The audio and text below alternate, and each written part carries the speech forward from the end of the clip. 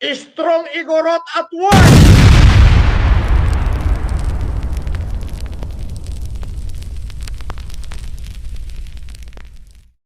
Gatas na gatas! Gatas na gatas!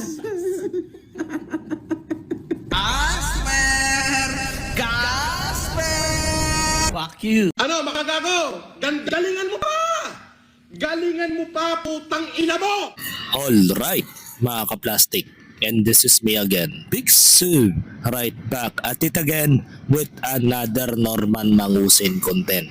At isang dekalibre, gatas na gatas ang ating tatalakayin ngayong araw na ito o gabi sa inyong lugar. At ang season 3 ng ating karugtong ng ating tatalakayin tungkol na naman dito sa hindi ka panipaniwala na ating masasaksiyan. Tungkol dito kay Susan Yancy na naman, mga ka-plastic.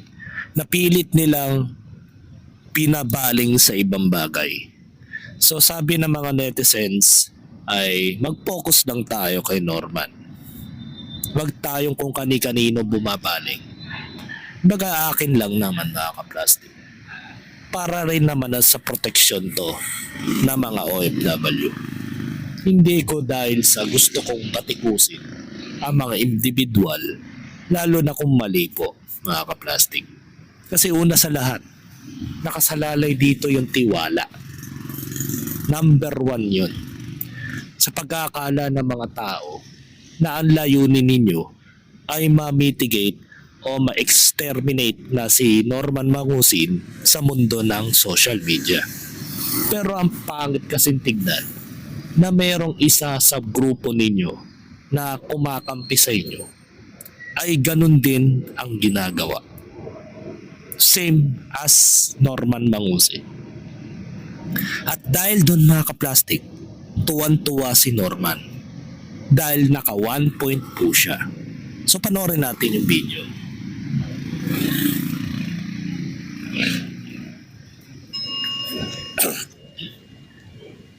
Aray ko.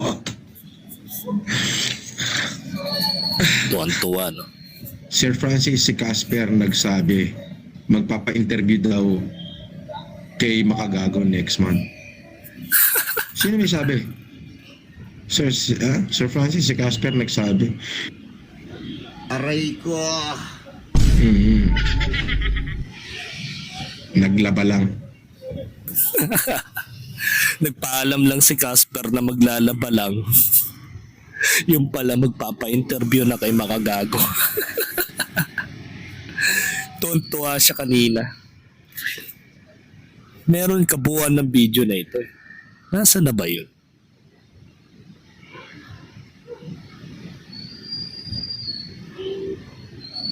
Ito yun eh. Ayan, panoorin nyo. Grabe.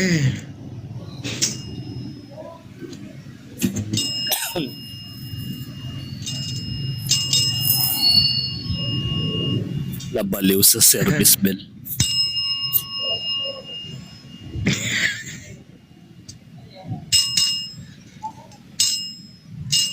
Ay? Tuntua yung tikmol.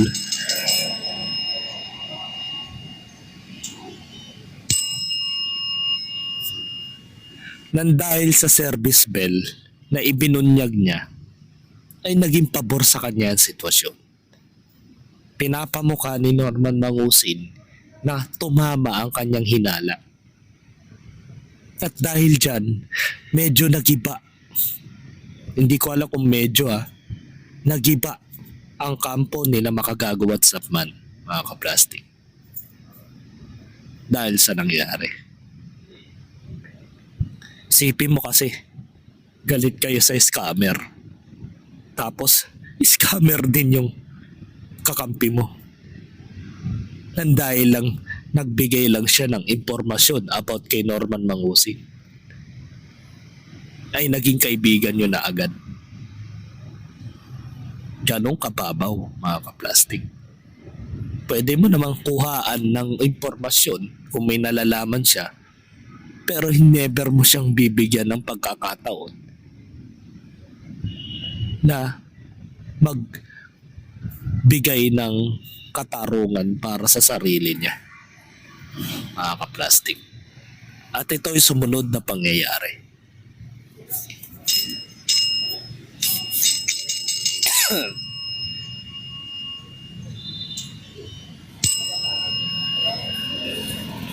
Napaliw na. Aray ko. Sir Francis si Casper nagsabi magpapa-interview daw kay Makagago next month. Sino nagsabi? Sir Francis si Casper nagsabi. Aray ko. Mm-hmm. Biglang Naglaba lang. lungkot. Sabi niya naglaba lang. Siguro sabi ni Casper, boss, maglalaba lang po ako Pero lingid sa kaalaman niya, nagpa-interview na kay Makagago. What the hell are you doing, Norman Mangusin? Plastic. So ito yung kabigla-bigla. Ngayon ko lang napansin na sa isang post nino ba to? Ng makabobong kabataan. Sandali meron siyang post about dito. Mga nabobobong kabataan.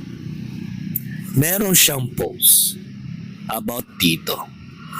Ang sabi niya, maraming nagtatanong kung abogado nga ba talaga ni Mark Jason Warnaculahewa itong si Attorney Sabi o legal advisor lang ba niya ito. Binabalikan ko yung video ni MJ sa YT na members only at binanggit niya na isa sa mga 4 na abogado niya ang Sabi Filipino Lawyers, isang law firm group. At may isang abogado dito na part ng kanyang legal team na tumutulong sa kanya na nagsasabing video para mabuo ito, yung vlog.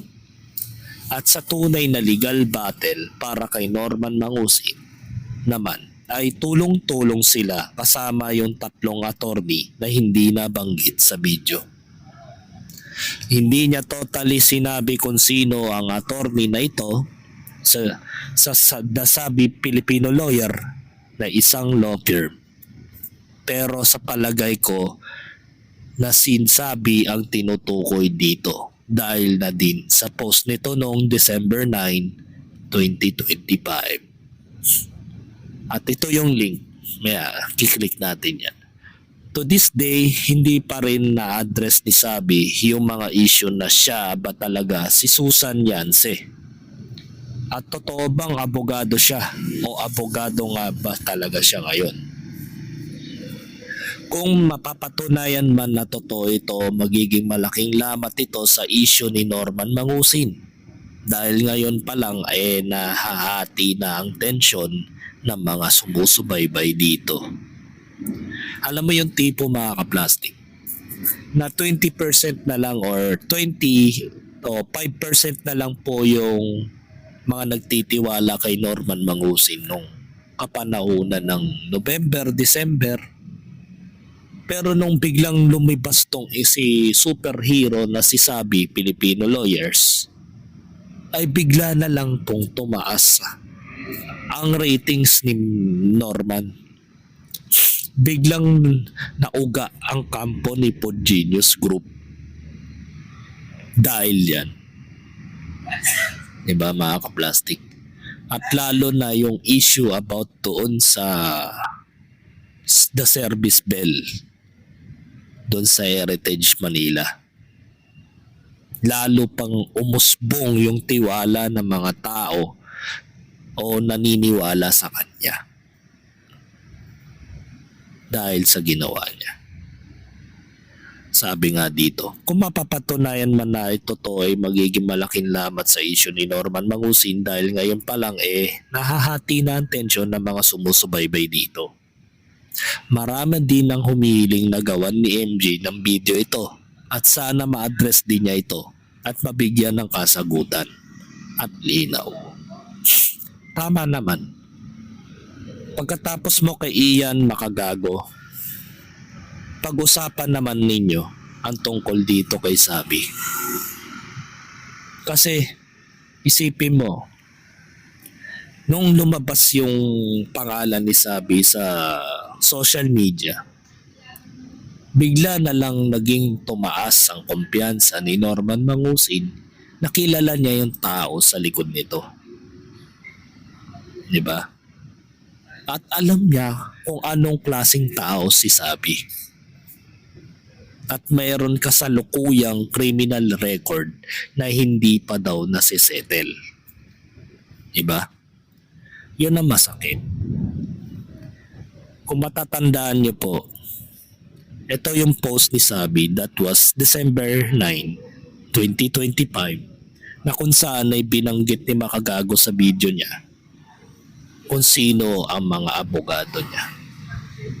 At yung apat na abogado, yung 3 sa kanila ay hindi binanggit ni Makagago. At yung isa, binigyan na tayo ng niche, which is si Sabi yun. Na prinomote din niya yung Facebook page ni Sabi. Yun yung kabigla-bigla. At kahit si Mighty Manong, siya daw yung lawyer ni Sabi. Yung lawyer ni Mighty Manong itong si Sabi. Yun. Malinaw na malinaw sa posting ito. Sa comment pa lang, mga kaplastic. At pinost pa ni Sabi yung featured na sinabi nga ni Makagago, mga kaplastic. So nahahati tuloy yung opinion ng ibang tao. Ito po yung mismong video. Panoorin na. At ito yung napansin ko. Hindi ko to napanood sa YouTube channel ni Makagago WhatsApp Man. Pero ito yung nakakalungkot. Sa pag-promote niya ng kanyang abogado, doon siya nagiba. Doon siya nasira. At dahil doon, na-take advantage ni Norman Mangusin yan. At ipinost niya mismo sa kanyang Facebook account. So panoorin natin yung paliwanag ni Makagago dito. Abogado ang tumutulong sa akin. In which, mga kahombre ko, sa laban po na ito, meron pong 4 na abogado ang tumutulong sa akin. In which, mga kahombre ko, yung 3 po ay ayaw nilang pangalanan ko sila kasi gusto nila surprise na lang. Huwag niyong kakalimutan, mga kahombre ko, na marami rin po akong final sa tao na ito. Bakit kamo? Kasi, mga kahombre ko, ayan ang ipinangako ko sa kanya. Pero may isa po akong abogado, mga kahombre ko, na tumutulong din sa akin. Obviously, is part po siya ng aking legal team. Isa po siya sa mga abogado ng The Savvy Filipino Lawyer. So, marami po dyan sila, mga kahombre ko. Pero, isa lang ang tumutulong sa akin sa firm na yan. I am very, very happy. And siya po yung maririnig nyo dito. Kasi at the end of the day, napakarami pong ideas ng aking mga abogado and siya yung pinik ko lang, no, para tulungan ako sa content na ito. Pero sa tunay na legal battle sa likod na ito, tulong-tulong po sila. So, good luck, Norman Gusgusin. You are fighting with 4 of the best lawyers that we have. Nagbibigay din po ang Savvy Filipino Lawyer ng mga legal advices. So you can go and contact them for more information. Guys, alam nyo ba Iyon. Yung 3 abogado niya, hindi niya binanggit. And then yung isa ay binanggit na niya, which is si Sabi Filipino lawyers. Dito na siya nagiba. Nagkaroon ng advantage para kay Norman Mangusin ito.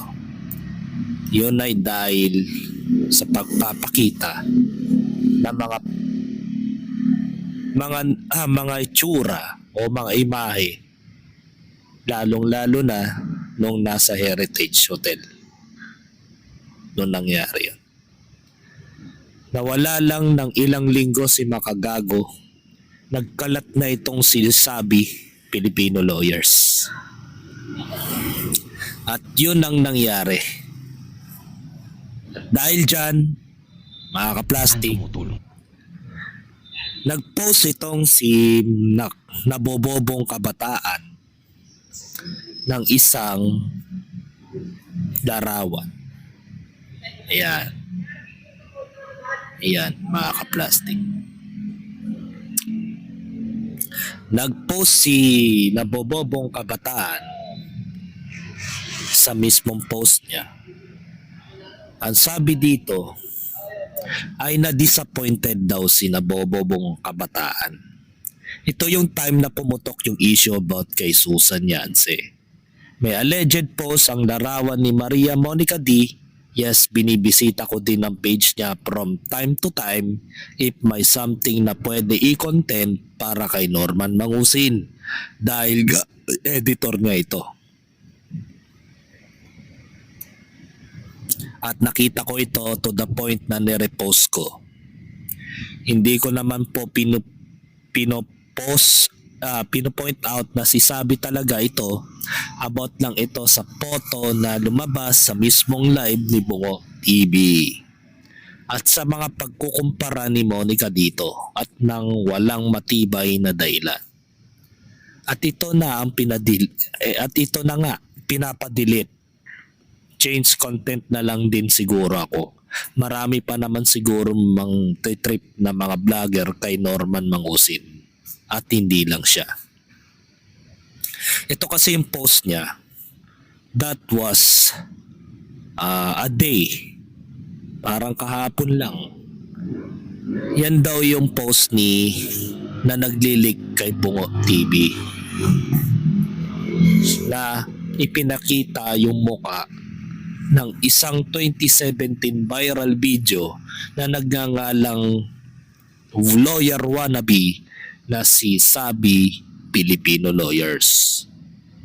At sa kanya daw mismo nanggaling yan. At dahil dyan, pinapadelete ni Pud Genius itong post ni nabobobong kabataan. Kaya maraming nagalit na netizens. Sabi nga ni Ivan Silipson, Pud Genius, wag mo nang ipagtanggol yan, FG. Baka pati ikaw mawalan ng kredibilidad. So para malinaw mga kaplastik, pupuntahan natin yung post ni nabobobong kabataan na ipinost niya talaga.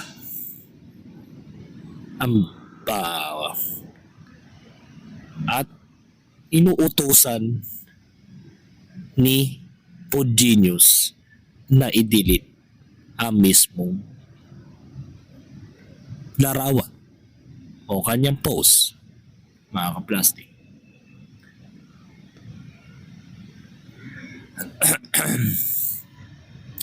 Eto yun. 2 days ago niya ito sinabi. At ito yung mga comment. Yan.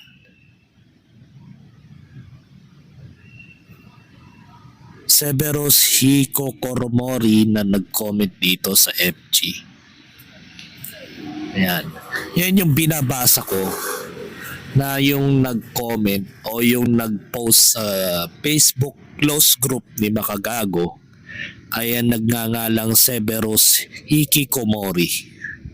Siya ay concern lang naman mga kaplastik sa mga taong ito na sinisira nila ang kredibilidad ng ipinaglalaban nilang ipakulong si Kulaong. Pero nagsasama sila ng anay sa kanilang grupo. Nandahil lang sa impormasyon. Nandahil lang sa chismis. Kaya naging kaibigan nila agad yung tao. At ito po yung comment ni Friends of the Food Genius. Ang sabi niya, pakidelete na lang yung brother. Which is itong pinost ni nabobobong kabataan. So hindi naman dinilit. Kaya nga natin nabasa hanggang ngayon eh. Ito po yung mga replied comment ng mga netizens kay Food Genius. Wala na, wasak na ang kredibilidad nitong Food Genius. Akala ko ba dito lang tayo sa totoo? Pero bakit pinapakita mo na bias mo, sir? Katulad ka din pala ni Yancy. Tago ng tago. Kasi ang mga vlogger kapag nagtatago sa ibang personalidad like mga AI na muka o mga logo ng Facebook page nila, ibig sabihin lang yan, wala silang bayag na harapin o kalabanin si Norman Mangusin. Kasi may mga nakaraan silang kalokohan sa buong buhay nila. Kaya ayaw nila magpakita sa social media. Kasi kung wala kang kasalanan, kung wala kang kaso, bakit ka magtatago sa Facebook mo? Kaya tuloy nagmumukhang dami account ka. At may possibility na humina ang akusasyon ninyo kay Norman Mangusin.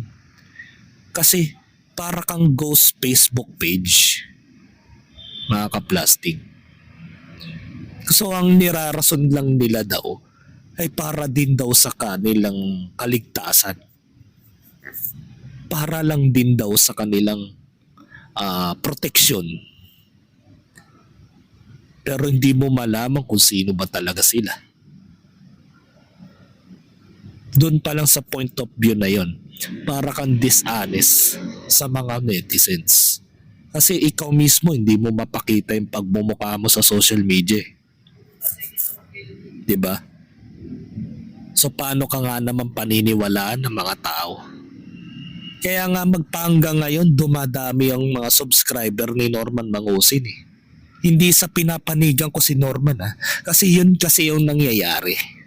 Imbis na tingnan mo yung nangyari kay Nico David, di ba? Dumami yung nag-unsubscribe sa kanya sa YouTube channel. Halos 10,000 o higit pa ang nag-unsubscribe kay Nico David dahil dun sa issue na bayaran siya sa mga politician. Diba? Tamo si Norman Mangusin, instead na na-delete yung channel niya, once lang siya na-deletean ng channel.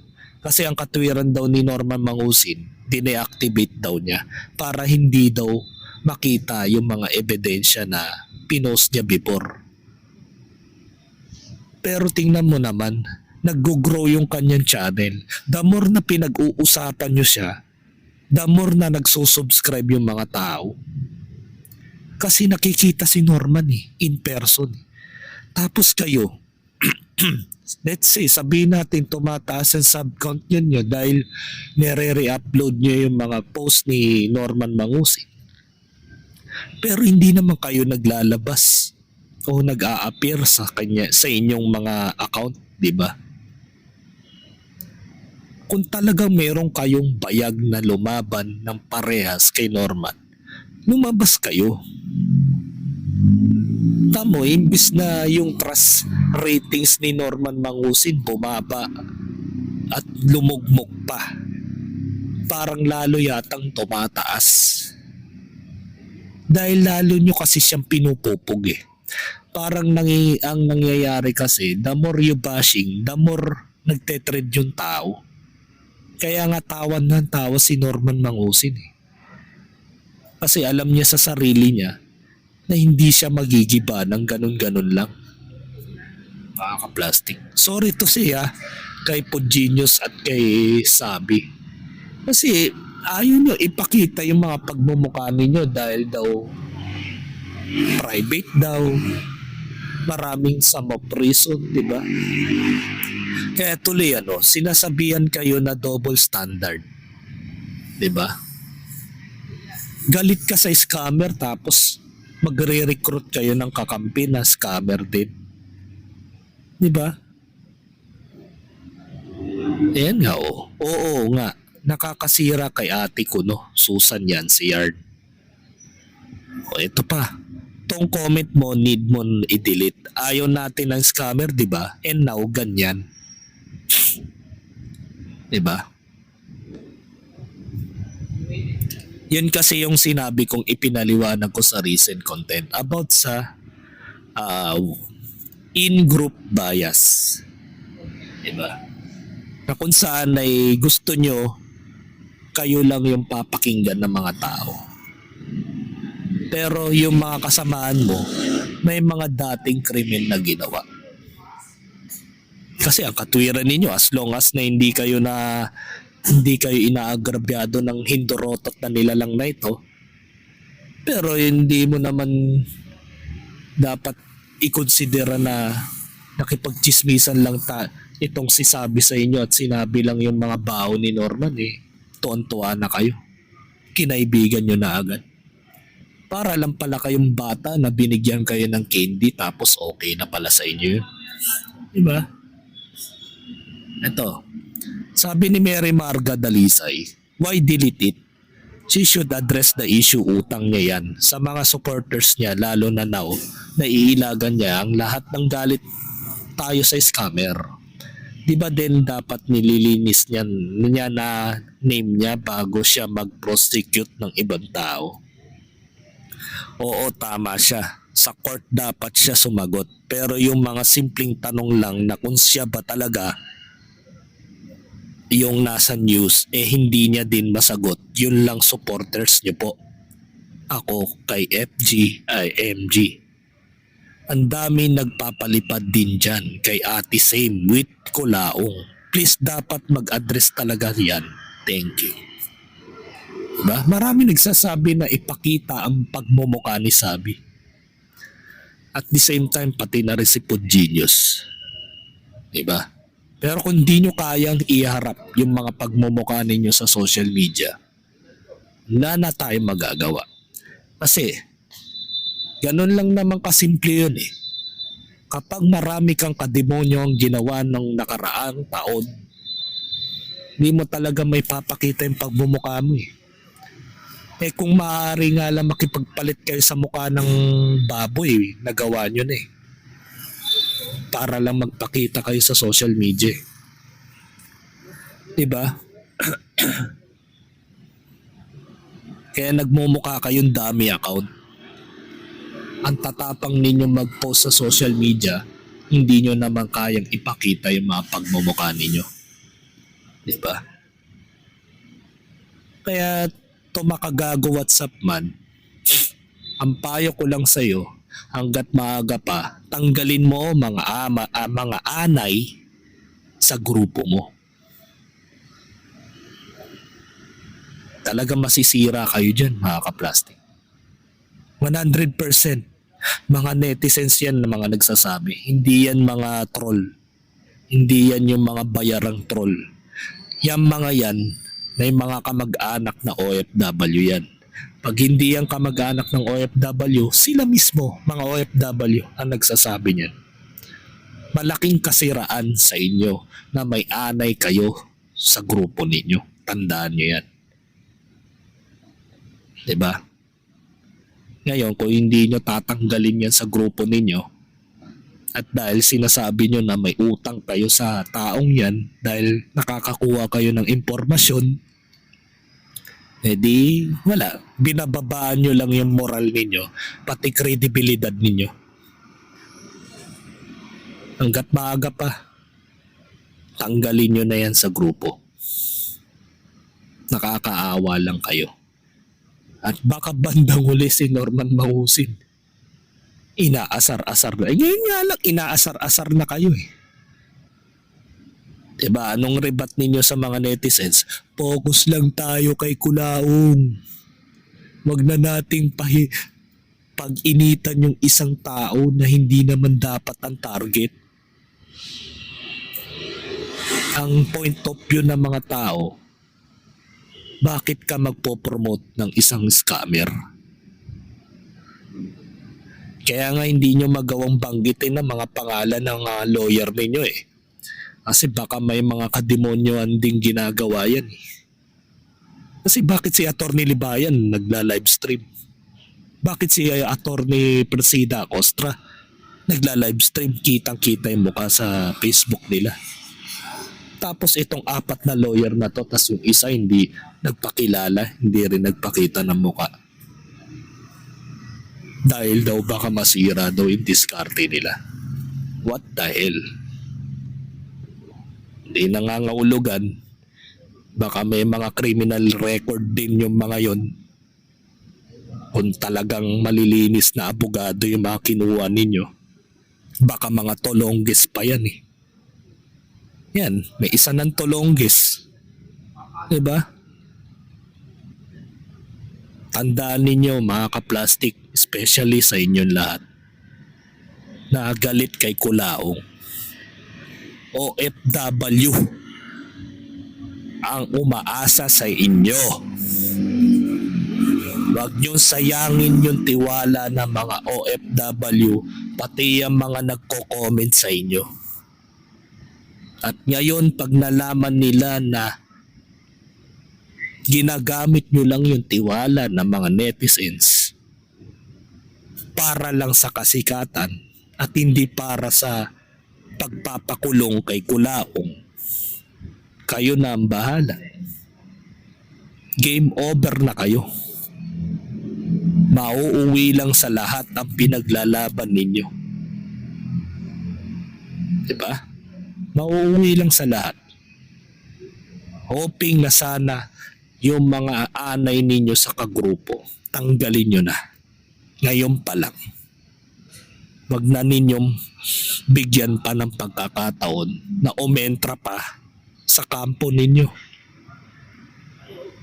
Diba? At kung gusto nyo magpakita ng mga pagmumukha ninyo, ipakita nyo na yung mga pagmumukha ninyo. Para naman luminis yung mga tiwala ng mga tao sa inyo. Diba? Para luminis ang konsensya ninyo. Diba mga ka-plastic? Nakakadismaya nga naman. Sana kung mayroon kayong bayag, ipakita nyo na yung mukha ninyo para mawala yung pagdududa ng mga netizens sa inyo. Diba? Pati na mga OFW yung umaasa na mabigyan ng katarungan ang panggagago ni Norman Mangusig sa matagal na panahon. So hanggang dito na lang ang aking opinion. Kaya makinig man yung mga sikat na vlogger sa akin o hindi, wala na akong pakialam. Kasi kung hindi nyo kayang pakinggan yung aking suggestion, bahala na kayo sa buhay ninyo. Basta pag hindi nahoyo si Norman Mangusin by March or April at nakita pa rin natin na nagla-livestream si Norman, doon na lang natin masasabi na scripted itong pinaglalaban ninyo. Kasi hanggang ngayon wala pa rin kayong ginagawa eh. Diba? Puro hocus-pocus. Ang dami nyo sinabing dahilan. By January, dumating yung January, biglang naging 3 months sa ewan kong resolution na ewan na yun. Diba? Parang humihina na tuloy yung tiwala ng mga netizens sa inyo. So ayoko na magsalita pa. Hanggang dito na lang ang aking opinion.